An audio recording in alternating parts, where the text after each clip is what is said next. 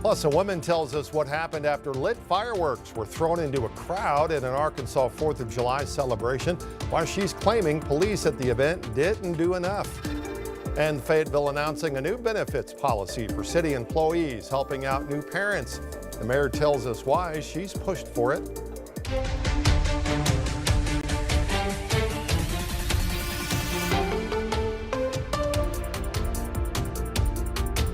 Well, some of us saw some rain and storms to start the work week, but many of us saw this, a beautiful end to our Monday. This was the sunset tonight from our Fayetteville camera in Fayetteville.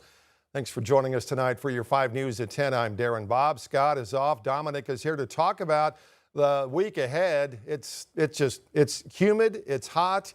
And in some locations, we did see some rainfall today. We did, Darren. We actually saw some places that saw severe weather, believe it or not. If you were in Van Buren, Fort Smith, over towards Alma, they got some nasty weather earlier. But the great news is, as we look outside, you can see we are quieting on down very nicely. Temperatures in the mid-70s. Now, most of the rain has since subsided. What we are watching is just a little crop of showers there. Just to the north there of Clarksville, and that's really the only rain on the radar this evening. We are nice and quiet. Now, I do want to recap that we had some storm reports. This is a damaging wind report out of Van Buren, some gusts up to 55 miles per hour. Coming up, though, we'll talk about a drying pattern ahead and how the heat will be sticking around. Darren?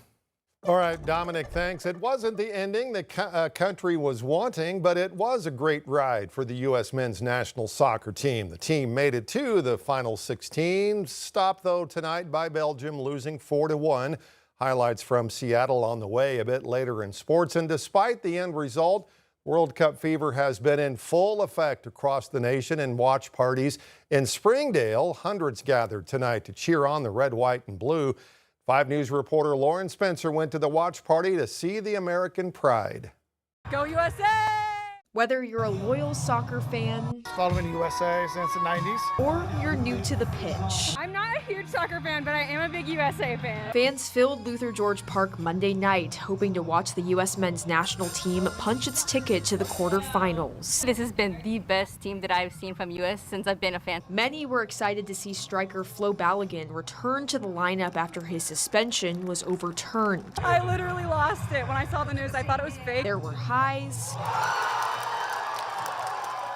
and a disappointing finish as Belgium ended the Americans' World Cup run. Fans say they knew the matchup would be a close one. I think either team, whoever shows out and shows up, is going to win because the physicality of both teams is very good. But organizers say the biggest victory happened off the field. On Sunday alone, organizers estimate more than 10,000 people packed Luther George Park to watch the Mexico versus England match. It's my favorite time every 4 years. But to see Northwest Arkansas really come out in spades has just been so incredible. With the World Cup in cities across North America, it's leading to more and more people discovering the sport across the country. I think for it to be here and for people to see the buzz and you just get that electrifying feeling, that has been, I think, so important for us in where we're at as a country and our journey within soccer and as we mature and grow. And back home in Springdale, even with a tough loss, fans say the excitement surrounding soccer in Northwest Arkansas is only the beginning. For me, I just love being in community with people who love soccer as much as I do. In Springdale, covering news where you live, Lauren Spencer, 5 News. Well, Huntsville firefighters are sharing new details about the challenges they faced during a house fire that destroyed a family's home over the weekend. The fire broke out just before midnight Friday on West Street. By the time firefighters got there, more than half of the home was already on fire. Thankfully, no one was hurt. 2 of the dogs inside, though, were killed. Chief Kevin Shin says crews had to rely on tanker trucks from 5 or 6 other fire departments to keep water flowing to the scene. Without their assistance, without that water supply, we were in a no-win situation even as it was. I think we measured, I think our closest fire hydrant was over 1,400 feet, which is an enormous way to, if we were going to try to do a lay-in, it just wasn't possible. Shin says the home's multiple additions created overlapping roof lines that made it very difficult for firefighters to reach flames burning in the attic. As of now, they have not determined what started this fire. We have learned tonight a former Fort Smith Public School custodian has been arrested and charged with raping a minor. Jackie Freeman no longer works at Kimmons Middle School. Documents from the March school board meeting show Freeman resigned from the school for personal reasons. Police documents matched Freeman's DNA to a sample taken from the alleged victim as part of a sexual assault kit. He is being held on a $250,000 bond and is due in court for a hearing sometime this week. Springdale Public Library is back open after a temporary closure because of bed bugs. Library director says the crews inspected, treated, and then deep cleaned the building this weekend. A routine inspection found bed bugs in several unupholstered chairs. Director Ann Gresham says all affected furniture has been treated and no evidence of bed bug activity was found in the children's area, event spaces, or on library shelves. Bugs are an unfortunate reality in any public space, and we are absolutely horrified that it became an issue here, but it can be an issue anywhere where large numbers of people gather. We're hoping that it was a fairly contained incident, but we will be very diligent in continuing to inspect so that our patrons and our community can have confidence in our building. Gresham says the treated furniture is in quarantine and the library will now conduct weekly inspections to prevent future issues.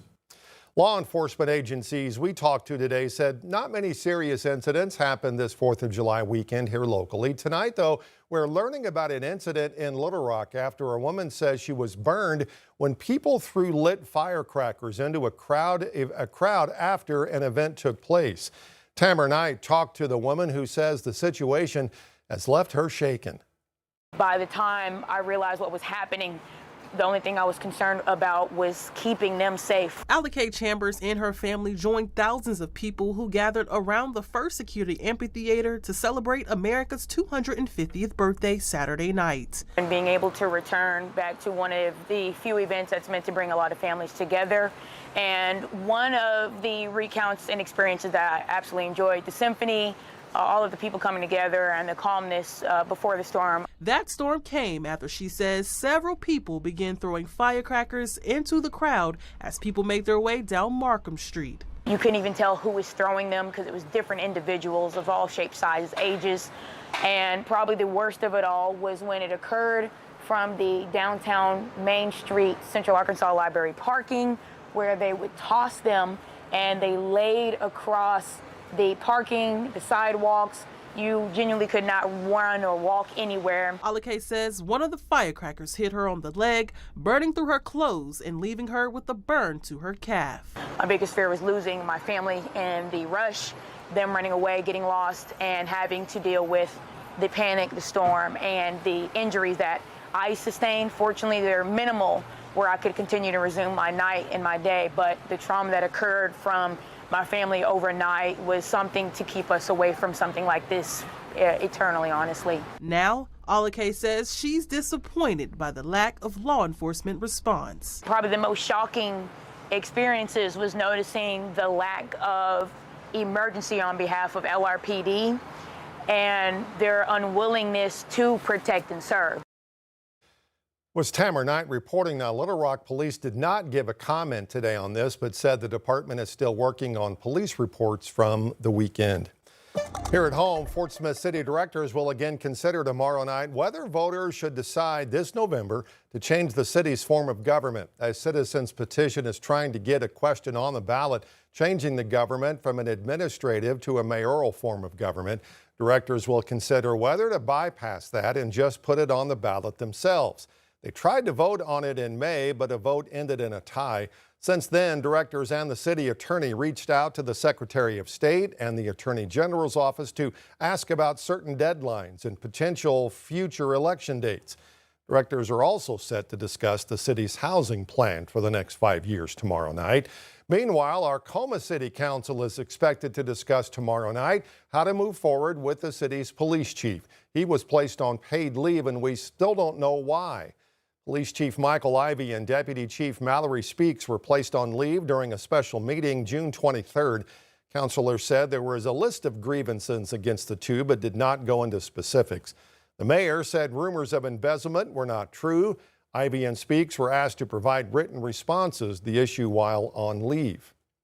Fayetteville City Council is expected to discuss an ordinance that would restrict the city from signing non-disclosure agreements with businesses. It comes amid public backlash after the city signed several with drone manufacturer Swarm Aero. The ordinance would not outright ban NDAs. Now, the city council would have to approve signing one during a public meeting.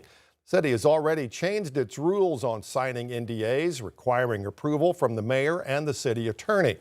A judge also sided with Fayetteville during a lawsuit last month, which claimed the city violated the Freedom of Information Act when they did not provide a resident with an NDA signed with Swarm Aero. Meanwhile, Mayor Molly Ron announced today Fayetteville is changing its paternal leave policies. City employees will now be eligible for 6 weeks of paid leave. Federal and state law only requires employers to give unpaid paternal leave for 12 weeks. But the mayor said she had wanted to paid leave policies in the city since the start of her term. We recognize that when the city is competing against other cities, against private enterprise, that these types of benefits are what new employees and prospective employees are going to look for. So it also helps us remain competitive.